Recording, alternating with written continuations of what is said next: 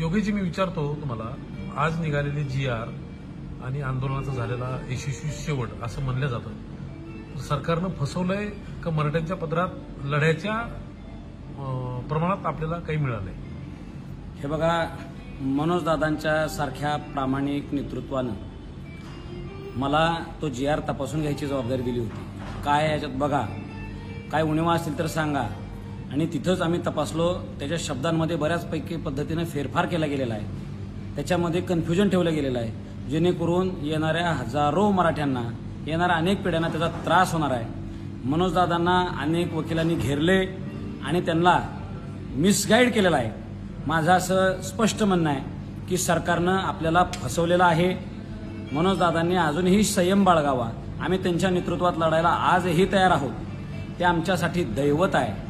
पण त्या GRचा बारकावा जर आपण वाचला तर आपल्याला त्याच्यातल्या अनेक उणिवा लक्षात येतील. हा GR कोणाला लाभाला मिळू शकतो? ज्यांच्या नोंदी कुणबी मराठा कुणबी किंवा कुणबी मराठा अशा असतील, अशा लोकांना त्याचा लाभ होईल.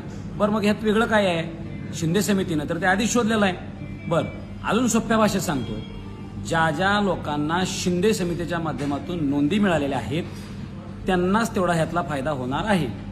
दुसरी गोष्ट सांगतो, ज्या गावांमध्ये मराठा समाजाला नोंदच सापडलेली नाही अशाला अजिबात काही लाभ होणार नाही. आम्ही असाच ग्रह करत होतो, समजत होतो की हैदराबाद गॅझेटियर लागू करणं म्हणजेच तिथले सगळे मराठे कुणबे आहेत किंवा मराठा कुणबे आहेत किंवा कुणबी मराठा आहेत, असं त्याच्यामध्ये कुठेही स्पष्टता नाही. आणि हैदराबाद गॅझेटियरच्या बाबतीत अनेक कायदेतज्ञांनी माझ्याशी चर्चा केलेली आहे. ह्या GRला सुद्धा चॅलेंज करता येईल. याच्यातनं मराठ्यांच्या हातात पदरात काही मिळालेलं नाही. माझ्या दादांना ही विनंती आहे. दादांना मी हे सत्य सांगत असताना त्यांच्या जवळच्या लोकांनी मला थोडंसं दूर केलं. नंतर दादाने सुद्धा मला थोडंसं दूर केलं.